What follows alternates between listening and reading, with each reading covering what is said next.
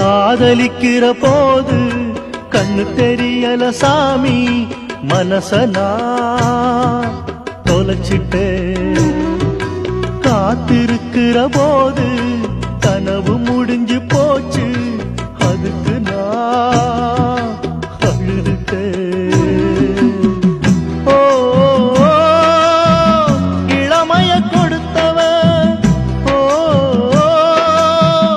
கனவையும் கொடுத்துட்டா.